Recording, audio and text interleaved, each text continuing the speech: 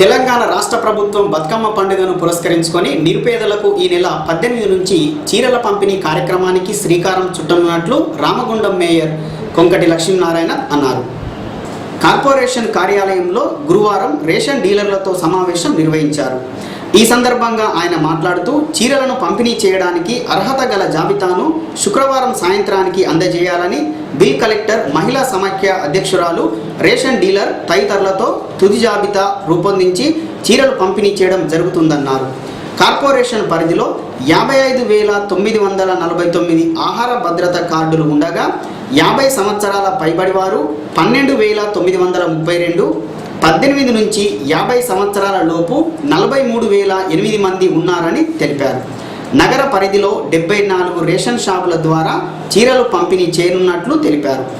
రాష్ట్రమంతా కూడా ప్రజలకు అనుగుణంగా ప్రజలకు ఏం చేస్తే బాగుంటుంది, ప్రజలు నిత్యం గతంలో ఆంధ్ర పాలకుల పెత్తందారి వ్యవస్థతో ఎంత నష్టపోయారో వాళ్ళందరినీ కూడా ఆదుకోవాల్సిన బాధ్యత ఉందని చెప్పి కేసీఆర్ గారు ఈ 3 సంవత్సరాల కాలంలో ఎన్నో సంక్షేమ కార్యక్రమాలు తీసుకురావడం జరిగింది.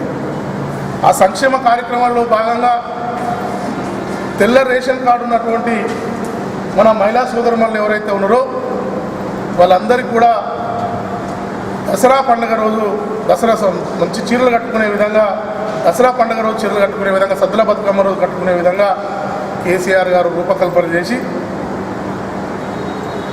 చీరల కార్యక్రమాన్ని భారతదేశంలో ఏ రాష్ట్రం ఇవ్వనటువంటి మంచి కార్యక్రమాన్ని, వినూత్న కార్యక్రమాన్ని తీసుకోవడం జరిగింది.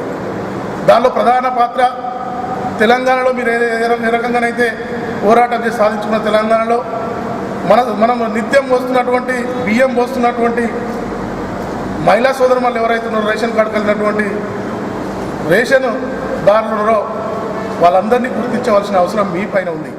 ఈ సమావేశంలో కమిషనర్ జాన్సామ్సన్, మొప్మా జిల్లా mission coordinator Rajani, town mission coordinator Anitha, ration డీలర్ల అసోసియేషన్ ప్రతినిధులు నంబయ్య, కిషన్ రెడ్డి, రాజమౌళి